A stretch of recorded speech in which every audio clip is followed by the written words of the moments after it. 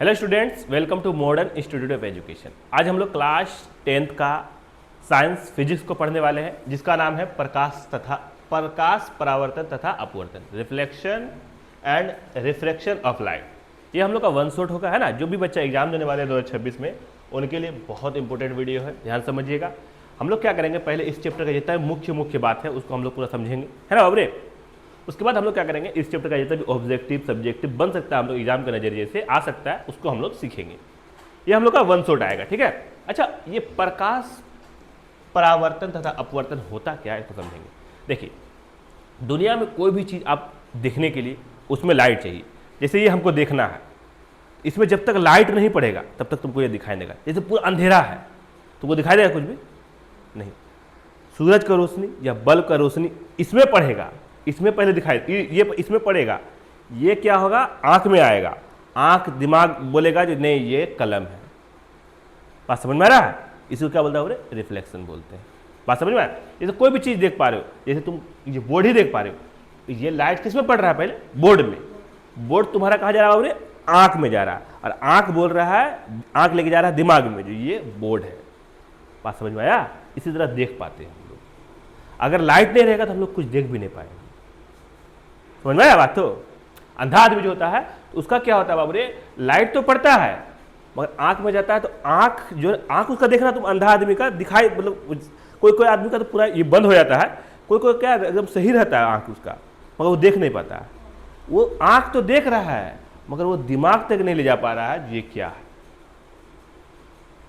अंधा कितने उसका पूरा बंद थोड़ा रहता है, खुला रहता है, देख पा रहा है, मतलब वो देख नहीं पा रहा, वो समझ नहीं पा रहा, मतलब उसको कुछ समझ में नहीं आ रहा। तो ऐसे ही होता है रिफ्लेक्शन एंड लाइट। अच्छा, तुम लोग देखा होगा, शीशा उसा देखा होगा ना, वो तुम लोग खेला भी होगा, सूरज से लेके आए रोशनी को और दूसरा को ऐसे करके दिखा रहे हैं ना बाबरे, उसी क्या बोलते हैं, रिफ्लेक्शन बोलते हैं। बात समझ में आ गया? तो उसी के बारे में हम लोग हल्का फुल्का आज इसको जानेंगे, ठीक है।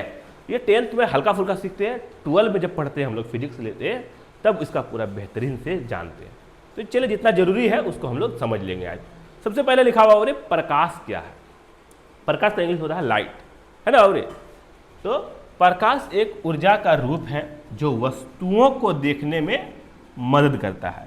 प्रकाश तरंगे के रूप में चलता है और सीधी रेखा में गमन करता है, एकदम सीधा लाइन में आता है। तो प्रकाश, तुम लोग कहीं घर में तुम लोग ध्यान दिया होगा, कहीं पे छेद उद है या भुलकी उलकी है ना, एकदम दिख रहा, एकदम सट एकदम सीधा लाइन में एकदम जाता होगा सूरज का रोशनी। देखा, ध्यान दिया कि नहीं ध्यान दिया, तुम लोग देखा क्या? देखा, कहीं भी छेद है घर में या कहीं पे भी सूरज का रोशनी आता है तो पूरा एकदम सीधा लाइन में जाता है। उसमें देखना जो गर्दा उर्दा उड़ता है दिखता है लाइन में, है ना बाबरे।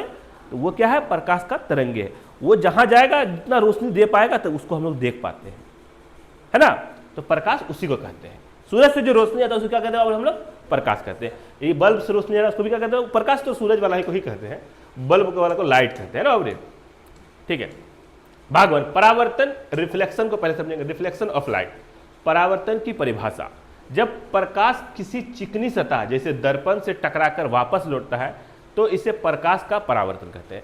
मान लो ये एक आईना है, आईना है, सूरज यहाँ है, सीधा यहाँ आया आईना में, सीधा फेंक देगा ना, इसी क्या कहते हैं बाबरे, प्रकाश का परावर्तन।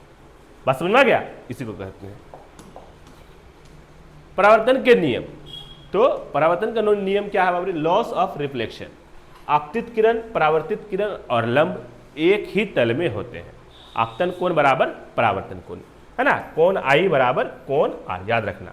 मतलब जो किरण सूरज से आ रहा है तो वापस वो जा रहा है ना बाबरे, उसी का होता है परावर्तन के नियम बोलते हैं, है ना। दर्पण के प्रकार, तुम लोग देखा होगा शीशा, है ना बाबरे। एक होता है देखने वाला, एक होता है गाड़ी में लगा हुआ। देखने वाला में खाली तो चेहरा दिखता है, जो सा दिख सकता है। शीशा भी, देखने वाला शीशा दो तरह का होता है।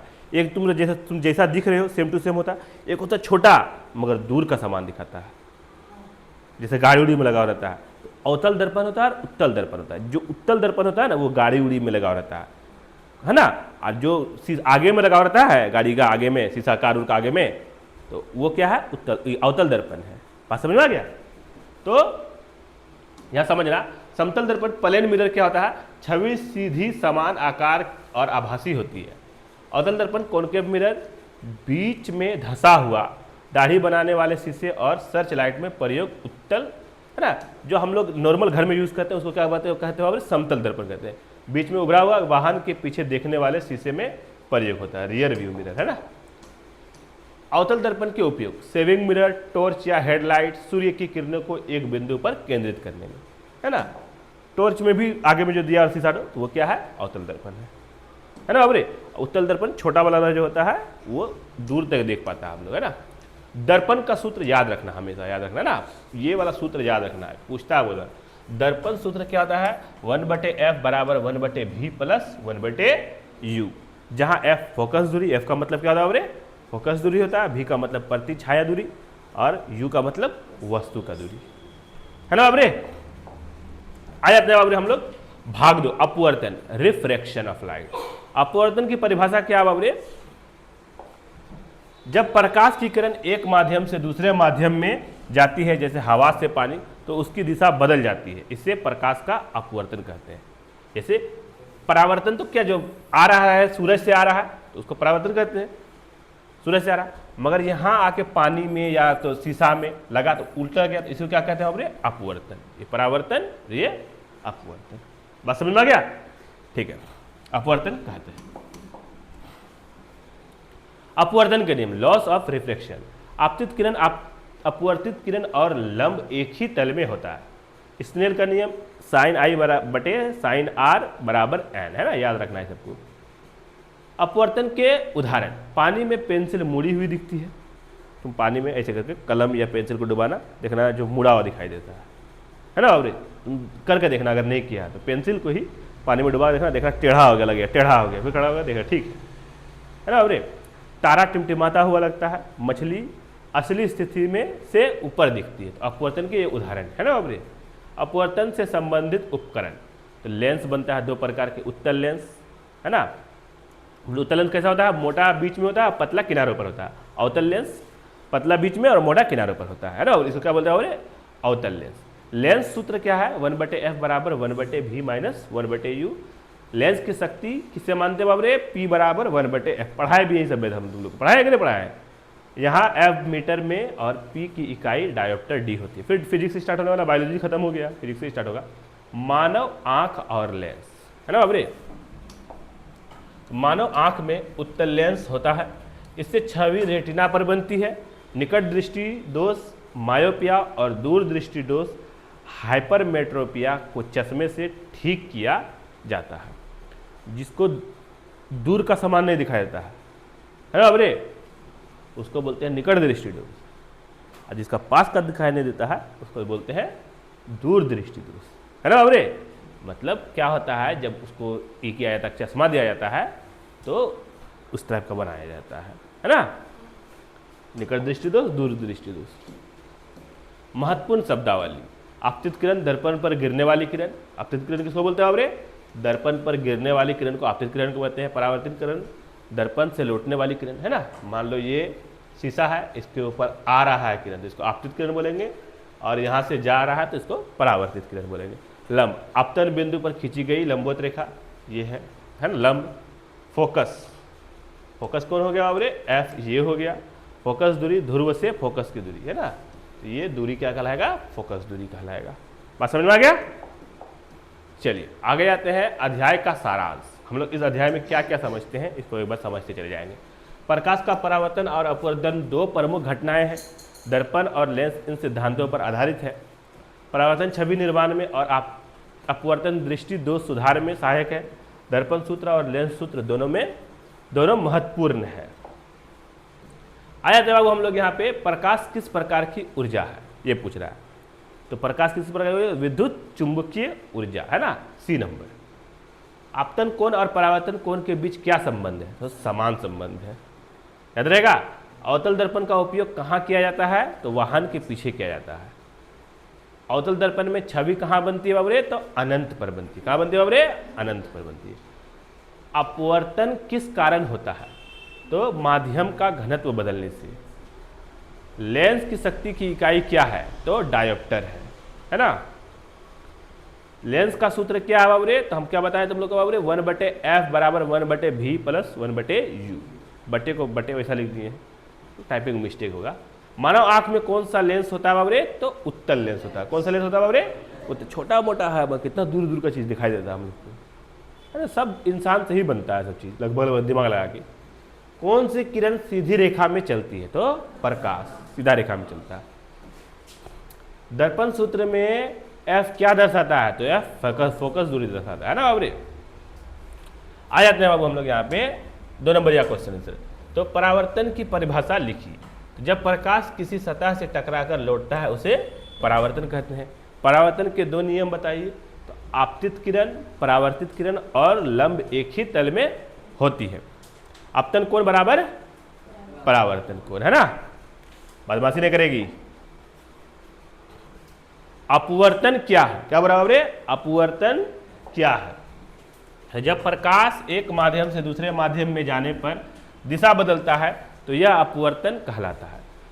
अवतल दर्पण का उपयोग कहाँ होता है? तो सेविंग मिरर, सर्च लाइट और वाहन की हेडलाइट में किसका होता है? अवतल दर्पण का उपयोग होता है ना बाबरे।